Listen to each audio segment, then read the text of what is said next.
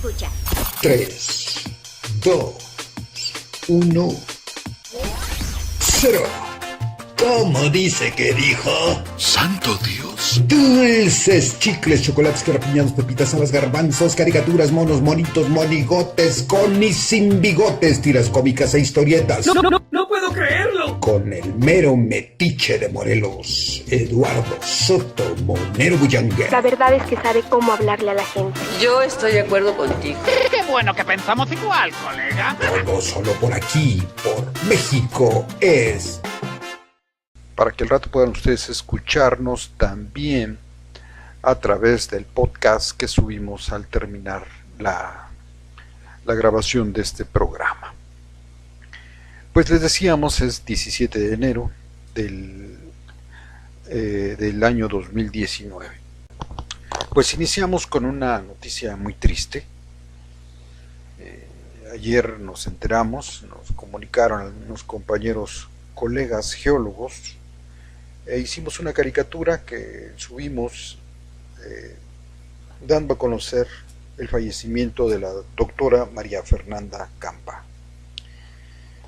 Les voy a leer algo que escribí, algo que acompaña la caricatura, que ustedes pueden ver en nuestro sitio de YouTube. Es la caricatura de María Fernanda Campa, es un homenaje gráfico que le hago. Y bueno, pues este es el texto que la acompaña. Dice: falleció la geóloga doctora María Fernanda Campa. El día de hoy, 16 de enero del 2019, falleció a los 78 años de edad la científica mexicana María Fernanda Campa Uranga, geóloga de la Escuela Superior de Ingeniería y Arquitectura del Instituto Politécnico Nacional, maestra de universitarios y politécnicos. Fue además fundadora del área de Ciencias de la Tierra y de la carrera de Geología en la Universidad Autónoma de Guerrero. Su campus está en Tasco. Era además vulcanóloga, experta en mineralogía e ingeniera de campo en Petróleos Mexicanos, en Pemex. Esta gran mexicana científica desarrolló la teoría de los terrenos tectonoestratigráficos localizados en México. Este es un análisis más concreto y específico de la tectónica de placas. Dichas aportaciones han sido reconocidas internacionalmente. Recientemente le fue publicado por la Benemérita Universidad Autónoma de Puebla su libro Geología y Revolución, donde expone su compromiso social y científico con la sociedad. Ella fue militante del Movimiento Estudiantil Popular de 1968, donde era conocida cariñosamente como La Chata, y ella misma se consideraba una sobreviviente de la masacre del 2 de octubre, ahí en Tlatelolco. Ella era hija de Consuelo Uranga, una pionera de la lucha feminista, fue de las primeras mujeres en México que demandaron el voto y otros derechos más. Y también era hija del ferrocarrilero sindicalista y comunista don Valentín Campa, quien fue un preso político por largos periodos. Pues esta es la nota que escribimos en memoria de nuestra amiga, la doctora María Fernanda Campa. Nosotros la conocimos, yo y otros compañeros la conocimos cuando trabajábamos realizando planos geológicos en el INEGI, el INEGI, el Instituto Nacional de Geografía y Estadística, tiene pues un área de geología, y ahí trabajé yo por algunos años haciendo planos, y ahí la conocí porque llegó a darnos un curso, un taller sobre terrenos. Les platicaba esta cosa de los terrenos tectonoestratigráficos. Ahí supimos qué eran, cómo se definieron para definir la geografía superficial de nuestro México. Y fuimos al campo, recolectamos algunos fósiles, nos llevó a algunos lugares específicos donde colectamos algunas trilobites y algunos otros, y pues nos fue explicando ahí directamente en el campo. Era una persona muy preparada y además toda una luchadora social que entendía que bueno, pues no basta solamente con hacer marchas y mítines, sino pues que también hay que aportar dentro del área que nos corresponde a cada uno nuestro, es en la ciencia, en el trabajo, en la docencia. Pues esta era nuestra amiga maestra, la doctora María Fernanda Campa Uranga. En estas cosas que estábamos comentando, que la tectónica de placas y todo eso, hace algunos meses trabajé yo realizando una revista de unos amigos del Partido Humanista, y en esa revista pues yo la diseñaba, hacía caricaturas y me pidieron que escribiera algo para que más o menos se entendiera, algo que le llegara a la gente en el sentido de explicar lo que es más o menos la teoría de la tectónica de placas. Acabamos de hablar que la doctora María Fernanda Campa hizo un trabajo muy extenso, muy específico sobre esa teoría, definiendo ciertos terrenos aquí en México, y pues aproveché yo para pues escribir unas notas así muy generales sobre lo que es la teoría de la tectónica de placas. Vamos a tratar de explicárselos sin material gráfico, pero pues se los vamos a describir, esperemos de que, a ver qué tal nos sale, ¿no? Vamos a ver aquí lo que yo anoté al respecto. México y sus temblores, el origen de los terremotos. El desconocimiento de los mecanismos naturales que generan los movimientos telúricos, tales como sismos y terremotos, genera situaciones de angustia, pánico, pavor o traumas.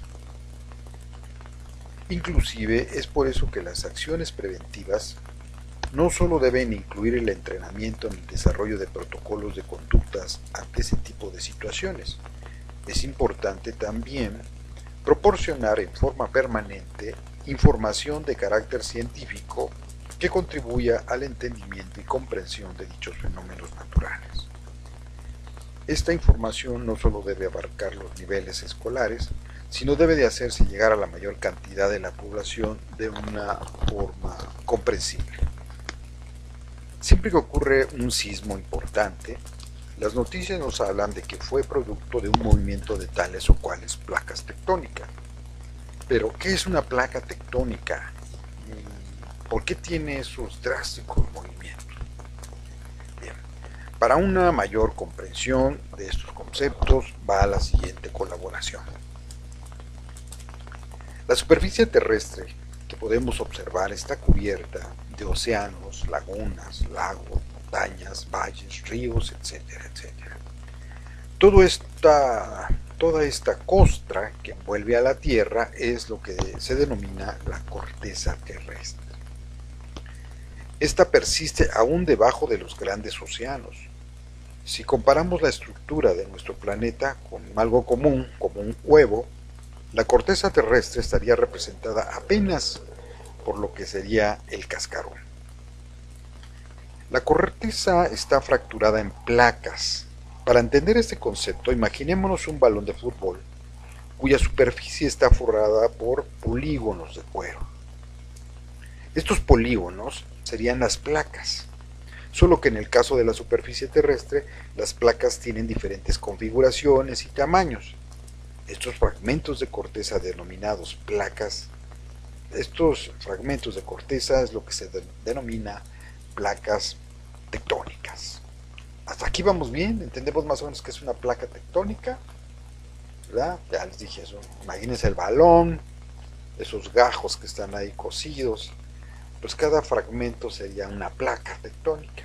Ahora bien, las líneas de contacto entre las placas están identificadas como zonas de sismicidad frecuente, en muchas ocasiones inclusive de actividad volcánica permanente. Las placas tectónicas, que pueden ser tan grandes como un continente o tan pequeñas como una isla, se encuentran en movimiento constante. Se considera que flotan sobre un fluido viscoso que se ha denominado manto superior. El manto afectado por corrientes internas que tienen el nombre de corrientes de convección. Estas tienen un comportamiento similar a una porción de agua hirviendo, esto es, las partículas frías cercanas a la superficie tienden a trasladarse hacia abajo, hacia la fuente de calor, y las calientes son impulsadas hacia las partes superficiales. Esto es lo que genera las denominadas corrientes de convección. ¿Ya la llevamos? Bueno, ya les hablamos del primer término de lo que es una placa tectónica. Y ahora estamos tratando de explicar por qué se mueve. Esto es una teoría, es esta de las corrientes de convección generadas en la masa viscosa que está debajo de la corteza terrestre. Entonces, cuando ustedes ponen a hervir un pocillo de agua, ven cómo eso da de vueltas. Eso quiere decir que lo caliente sube, lo frío baja, y ese constante movimiento es el que provoca el movimiento de las placas superiores. Bueno, hasta ahí vamos, ¿no? Luego dice: bien sabemos que la superficie terrestre está conformada por placas y que están en movimiento a causa de las corrientes de convección que se generan en el manto superior. Veamos los movimientos más frecuentes relativos entre los bordes de las placas. Les decía que entre donde se junta una placa con otra es donde hay muchos movimientos tectónicos, puede haber sismos, vulcanismo, etcétera, ¿no? Entonces vamos a ver más o menos de una manera muy amplia de qué tipo son esos movimientos. Un movimiento de placas bastante visible y entendible es el que se genera a lo largo de la falla de San Andrés. Recordemos que son famosos los temblores que han sacudido y han devastado a la ciudad de San Francisco, California, en Estados Unidos. Este movimiento entre bordes de placas se denomina de cizalla. Para entenderlo, pongamos sobre la mesa dos bloques o tabiques. Ya los juntamos. Simplemente lo movemos uno hacia arriba, uno hacia adelante y el otro hacia atrás, sin despegarlos. Esa línea de contacto entre los dos sería lo que, digamos que esa sería la falla de San Andrés. Esto es, pone en contacto dos placas, la placa de Norteamérica con la placa del Pacífico. Esta placa del Pacífico es la que incluye la península de la Baja California de México. Entonces sí han visto esas fotografías aéreas, ¿no? Es una línea y esa línea se está separando, ¿no? La parte de, vamos a decirlo, de la izquierda se está trasladando hacia el norte y la otra pues queda pues permanente o digamos que tiene un movimiento relativo hacia el sur. Entonces esos movimientos de algunos pocos centímetros anuales, pues ese es uno de los principales movimientos más visibles entre dos placas tectónicas, ¿no? Ese movimiento de cizalla. Ese es uno. Otro movimiento visible y hasta frecuentemente filmado es el que ocurre a lo largo de una línea situada a la mitad del Océano Atlántico y es el límite entre las placas de Norteamérica y Eurasia. Las placas sudamericanas y africanas, las placas se separan una de otra y en su fractura surge lava. Millones de años atrás los continentes estaban unidos y poco a poco y de manera constante se han ido separando. Esto es muy obvio también, así se puede ver a simple vista, ¿no? Los contornos de América del Sur, por ejemplo, y África, pues si unimos los continentes, pues van a ver que encajan, ¿no? Entonces, esto originalmente estaban unidos en algo que se llamaba la Pangea, que es toda la Tierra, y se han ido separando poco a poco, ¿no? Y eso es visible, eso se ha ya filmado, o sea, sí se está separando esas dos placas tectónicas. Cada vez que se separa, surge lava, ahí se vuelve a separar y surge lava, y así se va, hay toda una... todo eso ya se identificó, se han hecho estudios,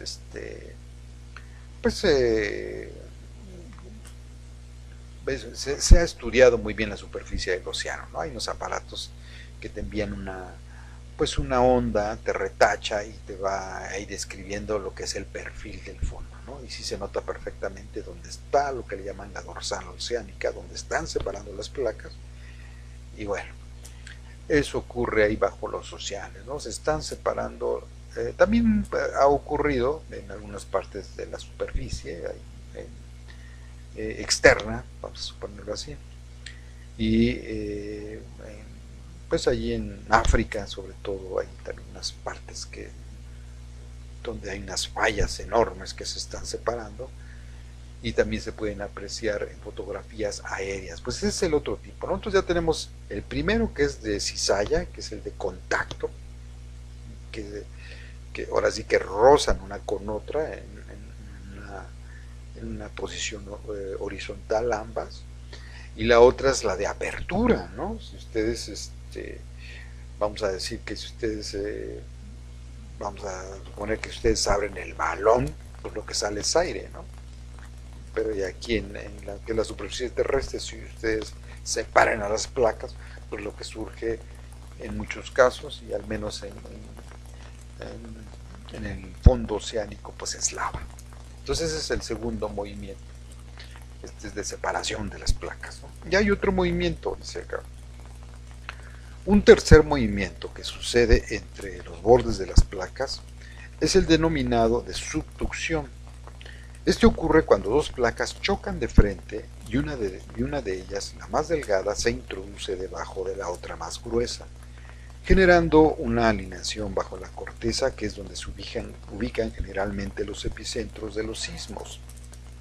Ese tipo de movimientos ha dado lugar a la formación de cordilleras montañosas a lo largo del borde occidental del continente americano, por ejemplo, ¿no? Entonces, pues ese es el tercero.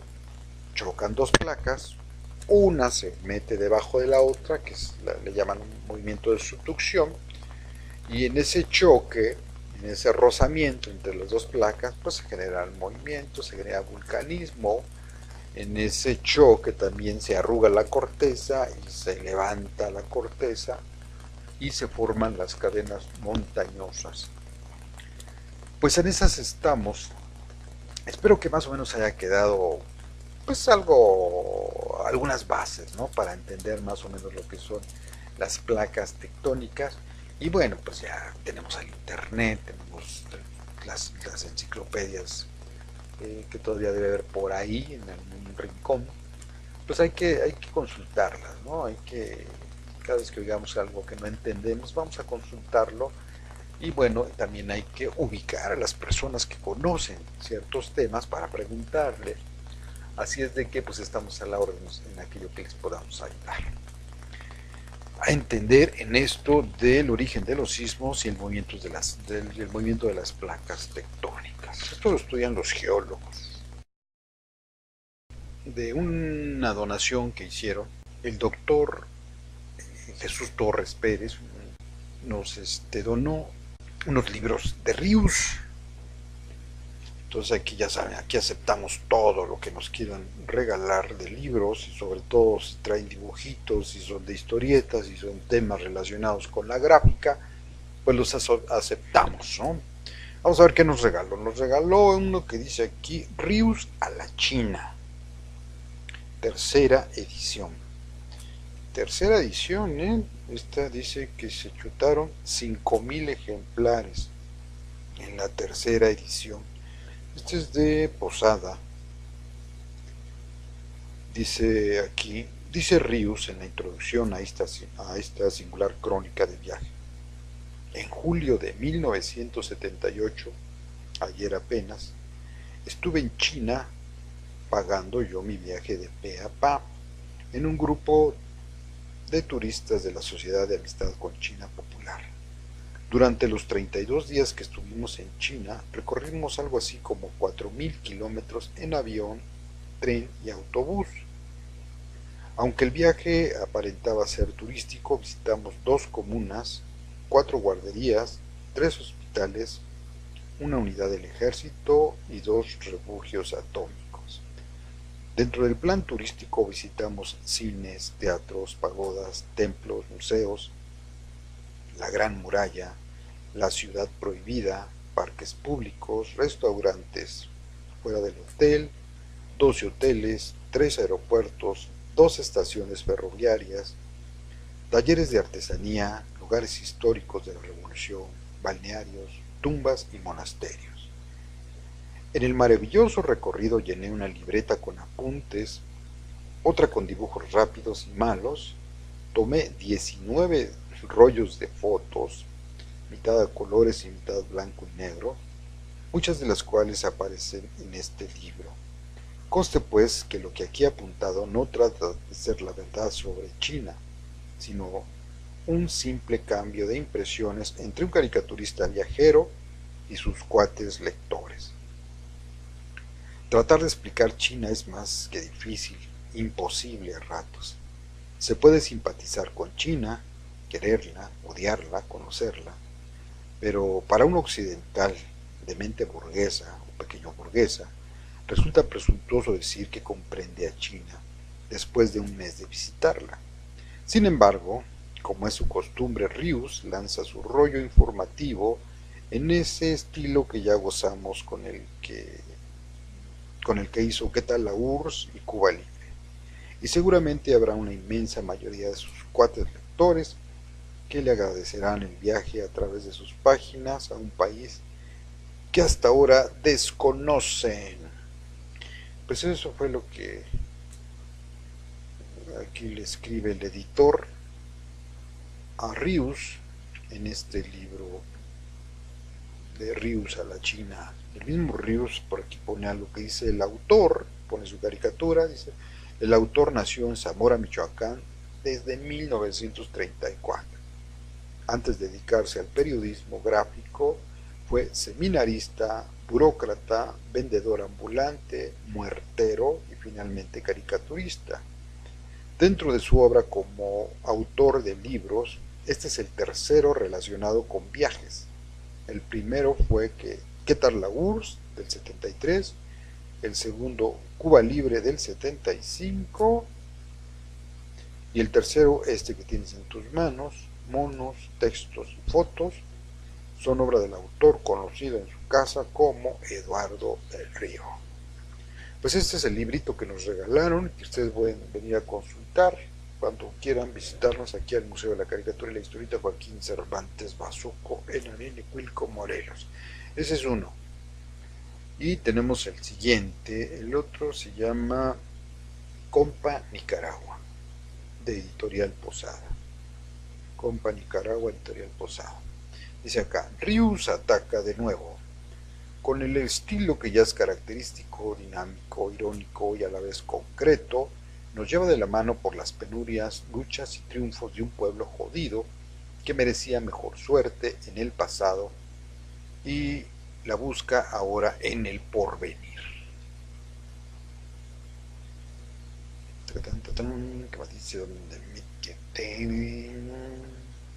Bueno, conozca la historia de nuestros primos hermanos nicaragüenses sometidos por gracia de Dios desde la época en que los españoles llegaron a civilizarlos.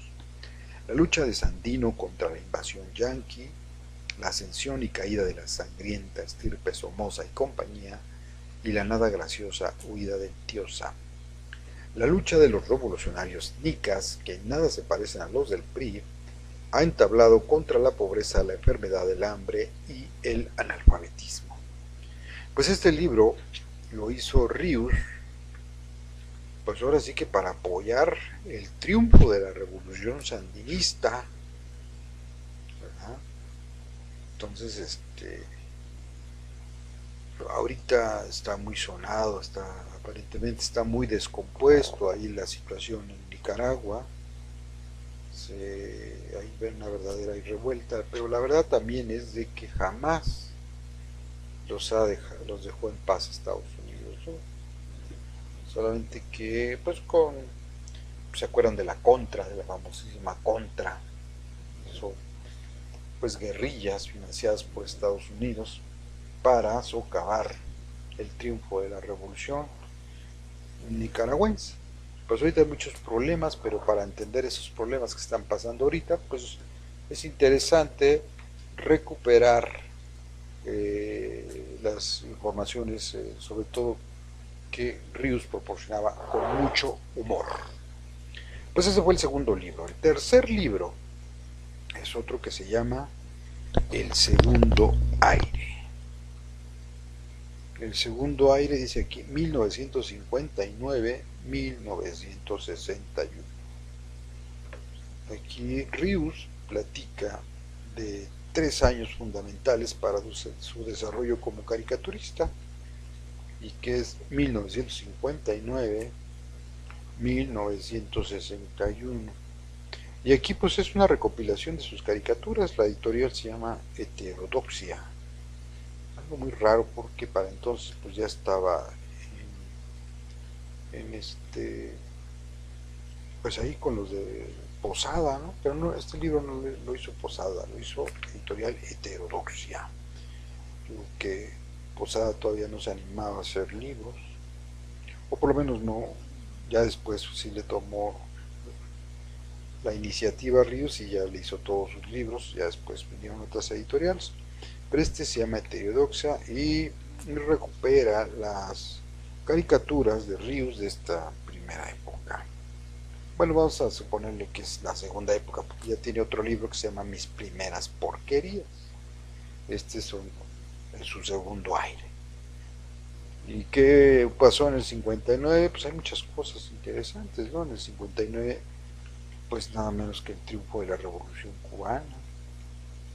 Y pues Rius lo consigna en sus caricaturas. Entonces es muy interesante. Aquí ven sus caricaturas. Recordemos que el estilo de Rius inicial pues es pero si no es una copia, por lo menos está muy inspirado en el método que tenía Abel Quesada. Entonces son pequeñas historietas, textos, dibujitos. Así trabajaba Quesada y así inició a trabajar Rius, y bueno, de ahí ya derivó su gran estilo. Pero pues aquí viene ese estilacho del gran Rius. Todavía en algunas caricaturas su firma la adornaba con un cotorrito. Entonces hay algo que también pasó en el 59, pues que es las luchas ferrocarrileras que encabezó don Demetrio Vallejo, ¿no? Que después ya sería su gran cuate dentro del Partido Mexicano de los Trabajadores.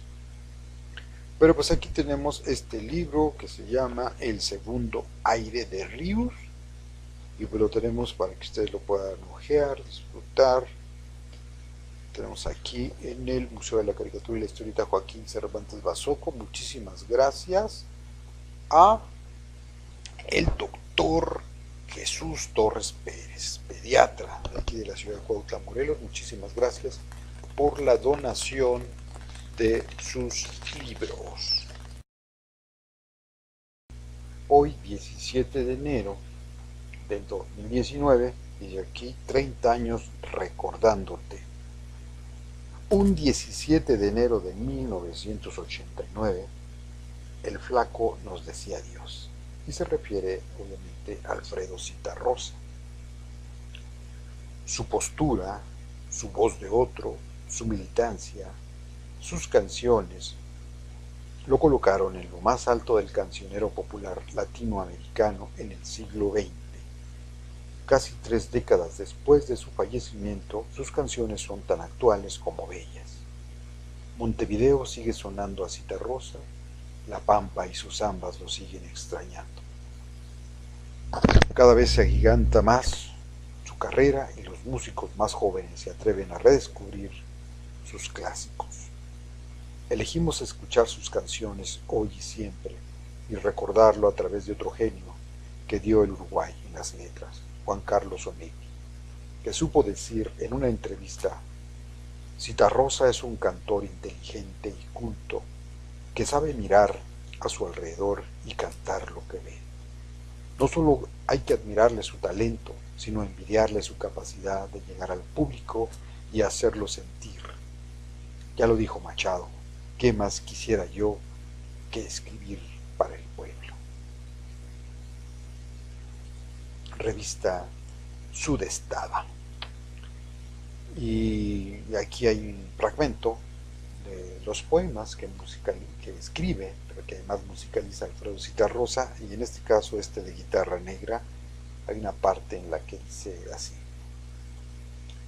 como haré para tomarte en mis adentros, guitarra, como haré para que sientas mi torpe amor, mis ganas de sonarte entera y mía, como se toca tu carne de aire, tu oloroso tacto, tu corazón sin hambre, tu silencio en el puente, tu cuerda quinta, tu bordón macho y oscuro, tus parientes cantores, tus tres almas conversadoras como niñas. ¿Cómo se puede amarte sin dolor, sin apuro, sin testigos, sin manos que te ofendan? ¿Cómo traspasarte mis hombres y mujeres bien queridos, guitarra, mis amores ajenos, mi certeza de amarte como pocos? ¿Cómo entregarte todos esos hombres y esa sangre sin inundar tu corazón de sombras, de temblores y muerte, de ceniza, de soledad y rabia, de silencio y de lágrimas idiotas?